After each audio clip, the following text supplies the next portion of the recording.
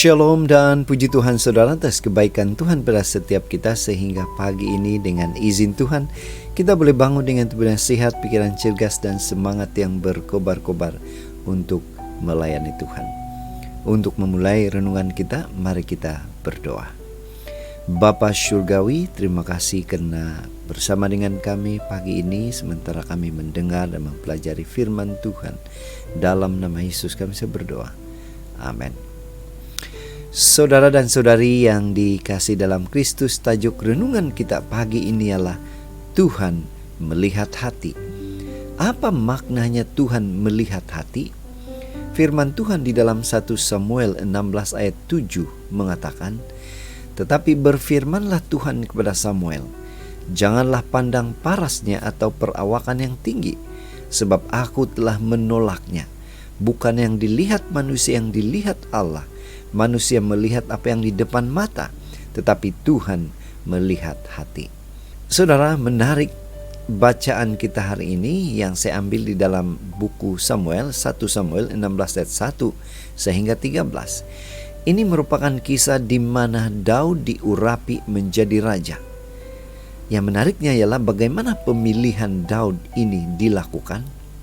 Dalam bacaan kita hari ini, pada saat Samuel melihat Eliab keluar, fikirnya, Eliablah yang akan diurapi menjadi raja.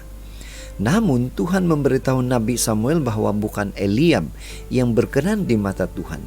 Walaupun di mata Samuel, Eliab sudah layak, tetapi bagi Tuhan, Eliab tidak layak karena isi hatinya tidak seperti Daud.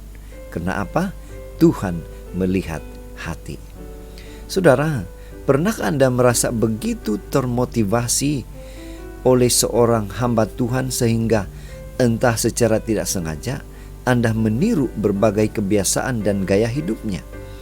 Anda coba berusaha mengikuti cara dia berdoa, cara dia membaca firman Tuhan Alkitab, dengan harapan Anda akan mendapat pengalaman rohani bersama dengan Tuhan seperti hamba Tuhan itu. Tetapi nyatanya semua itu sia-sia. Walaupun sudah meniru sedapat mungkin, kita masih tidak mendapatkan pengalaman yang serupa dengan pengalaman rohaninya. Mengapa? Karena untuk mengalami pengalaman bersama Tuhan, yang diperlukan ialah hati yang benar-benar sudah diserahkan kepada Tuhan.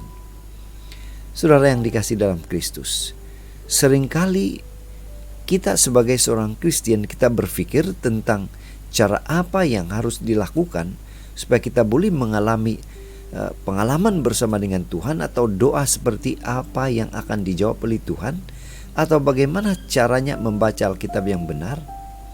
Semua itu saudara memang satu hal yang baik dan layak untuk kita cari jawabannya.